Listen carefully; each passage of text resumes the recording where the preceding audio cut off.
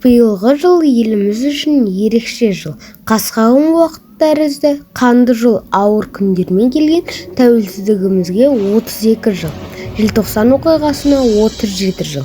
Жыл сайын 16 желтоқсан күні біз бүкіл ел болып тәуелсіздік күнін сән-салтанатты іс-шаралармен, мерекелік кештермен атап өтеміз. Алайда 1986 жылы дәл осы 16 желтоқсанда қаншама жүрегі қазақ деп соққан бауырларымыздан айырылған күн екендігін ұмытпағанымыз жөн. Бүгінгі күні дәл сол мерекелік көңіл-күйдің әсерінен 1986 жылы қаралы күн жадымыздан өшіріліп келе жатқандай. Әрбір жүрегі қазақ деп соққан адамға белгілі ғой, қазақ еліне тәуелсіздік оңайлықпен келген жоқ. Ал бүгінгі тәуелсіздігіміз жаншысының бірегейі осы желтоқсан оқиғасы емес пе? Дәл осы желтоқсанда тәуелсіздігіміздің бостандығына қарсы бұлқынған намысшыл жастардың арқасында қазіргі тәуелсіздігімізге қол жеткізіп отырмыз.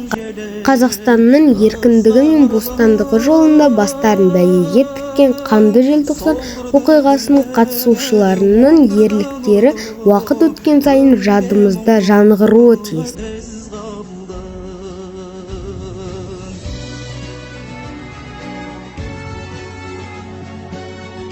1986 жылы 16 желтоқсан күні небәрі 18 минут өткен соң Қазақстан орталық комитетінің 5-ші пленумы Дінмұхаммед Ахметұлы Қонаевты қызметінен босатып, Қазақстан орталық комитетінің 1-ші хатшылығына республика халқына мүлде таныс емес, қазақ халқы туралы еш хабары жоқ Колбин тағайындалды.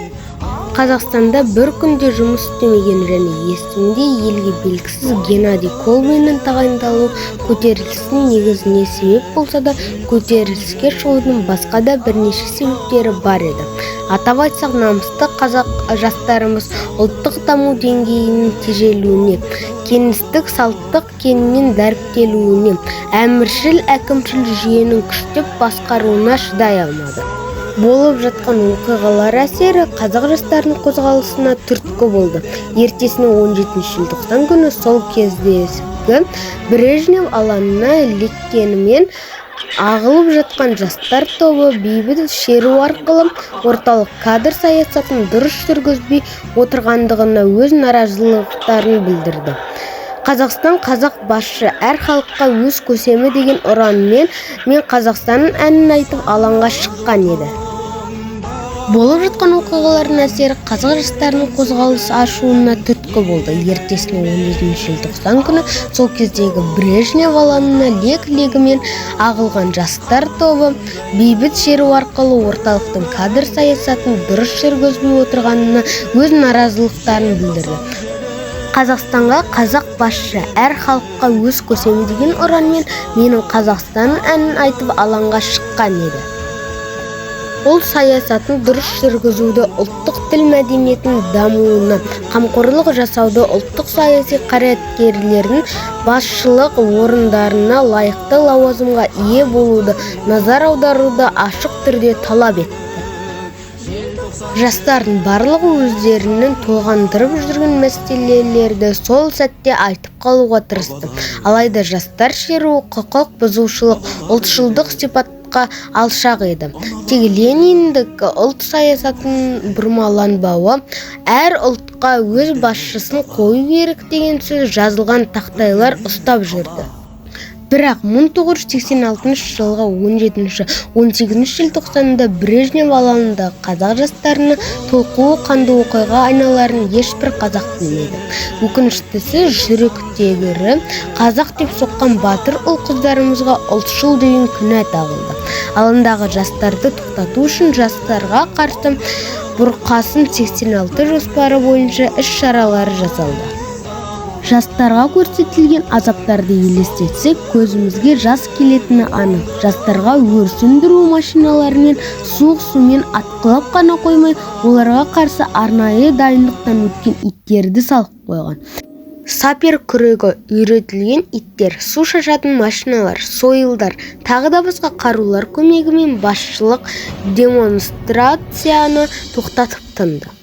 қоғамдық тәртіп сақшылары өте үлкен өрескел қатыгездікке барды.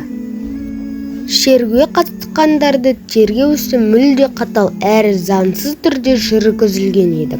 Тергеу камераларына қаланың сыртына әкетілгендердің саны 8500 болды. Көптеген жастар оқу орындарынан, комсомолдардан шығарылды. Оқу орнына 271 студент қуылса, 787 адам комсылдан қуылды. Қазақ жастары жазықсыздан-жазықсыз өктем биліктің құрбандары болды. Міне, биыл осы қаралы желтоқсан оқиғасына 37 жыл толады. Бұл оқиғаға қатысқандар тек 1990 жылдардың бас кезінен бері ақтала бастады. Бүгін мен осынау бас көтеруге ұлтшылдық көрініс деп берілген саяси бағаның қате тұжырымы екені мойындалып, қазір желтоқсан оқиғасы кеңес одағының құлауынан пәрменді соққы берген алғашқы бас көтеру ретінде қарастырылады.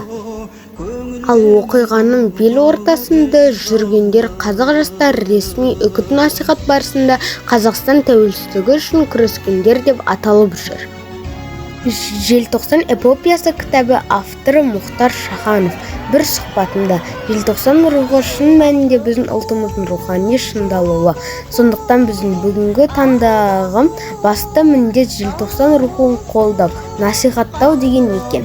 Сонымен осы сөздермен қорытындылай, біз желтоқсан оқиғасын 70 жылдық әміршіл, әкімшіл, кеңестік жүйеден кейін Қазақстан қайта түлеуінің бастауы деп атап көрсетеміз. Желтоқсан оқиғасы ұлт санасынан өшпейтін тәуелсіздіктің алғашқы қадамы болып қала бермек.